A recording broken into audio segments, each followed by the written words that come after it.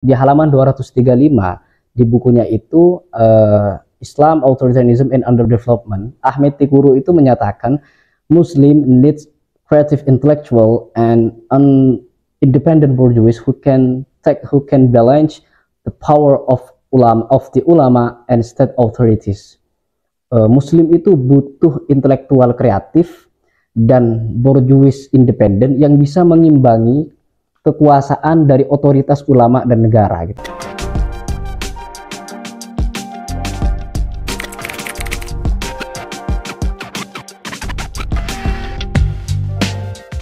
Salam sejahtera untuk semua, jumpa lagi dengan channel Iman Nalar. Pada video kali ini saya akan mendiskusikan perihal relasi ulama dengan pemerintahan. Relasi itu hendak saya kerucutkan dengan pertanyaan apakah ulama harus masuk ke dalam dunia pemerintahan atau tidak. Pertanyaan demikian tentu akan menimbulkan banyak jawaban, tetapi dari sekian banyak kemungkinan jawaban itu, saya akan mencoba meringkasnya pada dua jawaban. Jawaban pertama, jika kita mengacu dalam kitab Ad-Dururi fi Siyasah karya Ibn Rushd, yang merupakan kitab yang mencoba meringkas karya Republik milik Plato, diringkas, dibahasakan, didiskusikan, dan dikembangkan. Buku itu mencoba mendiskusikan tentang wacana politik, khususnya dalam lingkup keislaman dengan mengadopsi pandangannya Plato. Nah, Ibn Rushd itu membagi negara kepada 5 gitu. Pertama negara aristokrasi, kemudian timokrasi, kemudian oligarki, berikutnya demokrasi, dan yang kelima itu tirani. Negara aristokrasi itu negara secara ringkas ya, negara yang dipimpin oleh kaum ilmuwan, cendekiawan, filsuf, akademisi, dan secara umum orang yang punya wawasan luas tentang kehidupan, tentang peradaban, kebudayaan, dan seterusnya.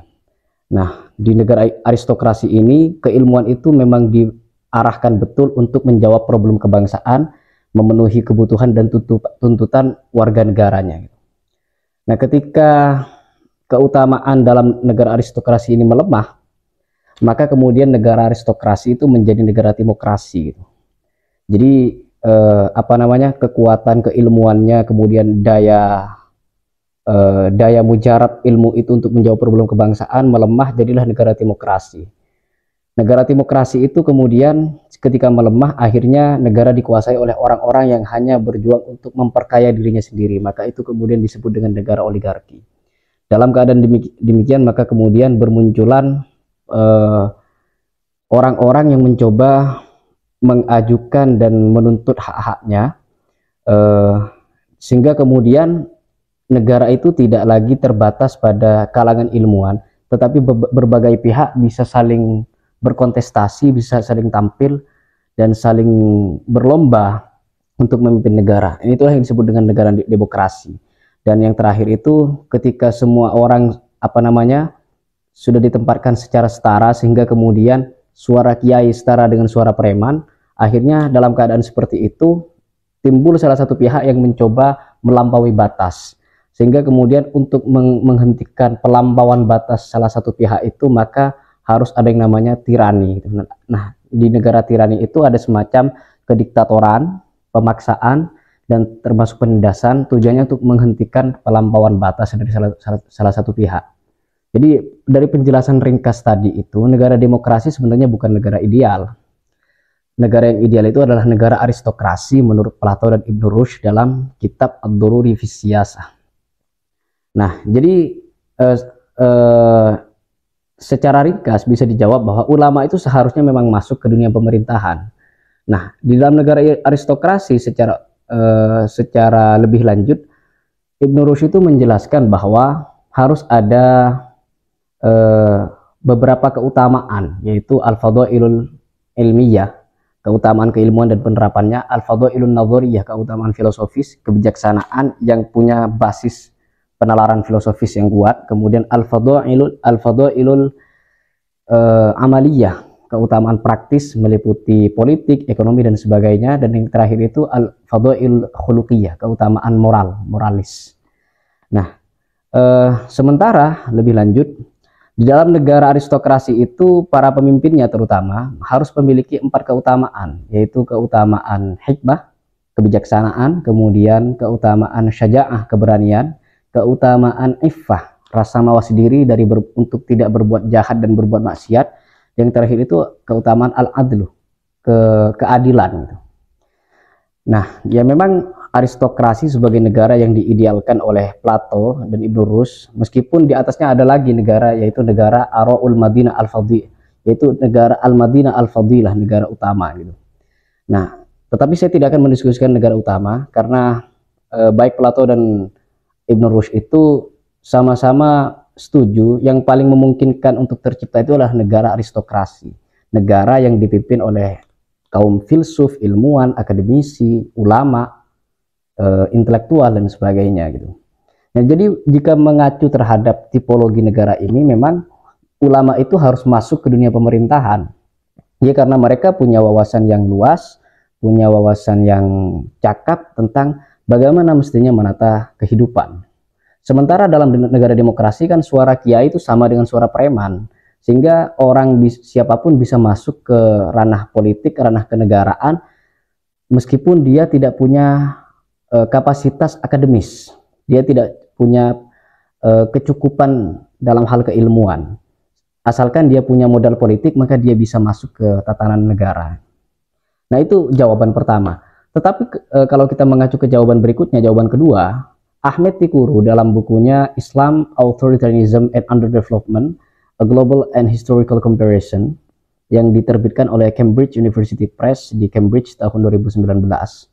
Dia menegaskan bahwa ternyata kenapa negara Islam itu banyak yang mundur, atau secara umum dunia yang belahan bumi yang dihuni oleh negara Islam itu rata-rata terbelakang, baik dari Timur Tengah hingga kemudian ke Asia, termasuk Asia Tenggara. Nah, Tikuru itu justru melalui bukunya mengidentifikasi, menemukan bahwa penyebab dari kemunduran Islam itu adalah aliansi ulama dan umaro. Nah, lebih tegasnya begini, banyak akademisi yang mencoba mengkambing hitamkan Imam Al-Ghazali sebagai biang keladi kemunduran Islam. Karena Imam Al-Ghazali itu melalui serangannya terhadap filsafat, melalui kitab Tahafutul Falasifah, menyebabkan banyak muslim kemudian abai terhadap filsafat, dan pada saat yang sama juga abai terhadap sains. Karena memang di kitab lainnya seperti Al-Munqidh min ad-Dhalal, Imam Al-Ghazali itu cenderung memandang rendah terhadap ilmu-ilmu non agama gitu, dan sangat mengidealkan ilmu agama. Nah, banyak pemikir yang mencoba mengkambing hitamkan Imam Al-Ghazali sebagai ya penyebab akar dan asal dibalik kemunduran negara-negara Islam sampai sekarang itu. Nah, Tikuru itu membantah fakta demikian. Memang Imam Al-Ghazali punya peran di balik kemunduran, tetapi yang paling krusial, faktor yang paling dominan bukan serta-merta Al-Ghazali, tetapi lebih tepatnya aliansi ulama dan umaro. Nah, itu dimulai terutama pada abad 19 ketika dinasti Seljuk beraliansi, bergabung dan menciptakan ikatan yang kuat dengan para ulama. Nah, Tikuru di bukunya itu halaman 227 menyimpulkan bahwa ada dua agenda utama dinasti Seljuk. Pertama, dia menggerakkan dan menganak emaskan militer. Bahkan penghasilan tanah itu kebanyakan dialokasikan untuk memenuhi kebutuhan para militer dan pejabat dinasti. Sementara pedagang-pedagang dari rakyat biasa itu seringkali dimonopoli dan intinya tidak mendapat ruang yang memungkinkan bagi mereka untuk mencapai keuntungan yang layak sebagai pedagang. Jadi penganak emasan militer dan pejabat-pejabat dinasti itu faktor pertama di balik kemunduran Islam. Kemudian faktor yang kedua adalah madrasah nizamiyah sebagai madrasahnya sebagai lembaga pendidikan ulama Sunni kala itu semakin meningkat dan banyak dari mereka itu keluarannya mengabdi pada negara. Jadi lulusan-lulusan madrasah nizamiyah ya itu kemudian bergabung dengan negara, akhirnya timbul aliansi ulama dan umaro. Dalam keadaan seperti itu, pemikir-pemikir ulama, filsuf dan cendekiawan yang bukan barisan dari kedua belah pihak ini akhirnya tersingkirkan karena mereka tidak punya basis ekonomi dan politik gitu. Jadi lebih tegasnya kalau kita mengacu terhadap uraian Tikuru, secara tersurat dan tersirat kita mendapatkan jawaban bahwa seharusnya ulama jangan masuk ke dunia pemerintahan gitu. Akhirnya kan dari dua jawaban ini kita mendapatkan pandangan yang apa yang dikotomis, bahkan antagonistik gitu. Dua jawaban yang tidak bisa seolah-olah tidak bisa didamaikan gitu. Maka untuk menengahi jawaban antara ulama harus masuk ke dunia umarok sebagaimana dalam aristokrasi, atau ulama menghindar dari dunia pemerintahan, sebagai penengahnya di halaman 235 di bukunya itu Islam, Authoritarianism and Underdevelopment, Ahmed Tikuru itu menyatakan Muslim needs creative intellectual and independent bourgeois who can balance the power of the ulama and state authorities. Muslim itu butuh intelektual kreatif dan bourgeois independen yang bisa mengimbangi kekuasaan dari otoritas ulama dan negara gitu.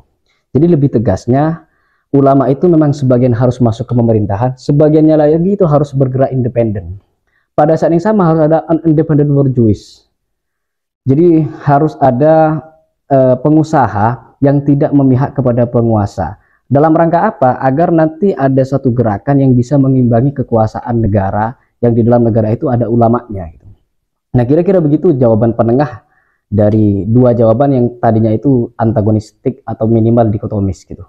Nah, kira-kira begitu diskusi yang bisa saya lontarkan melalui video ini. Semoga berguna. Akhir kata, salam iman dan nalar.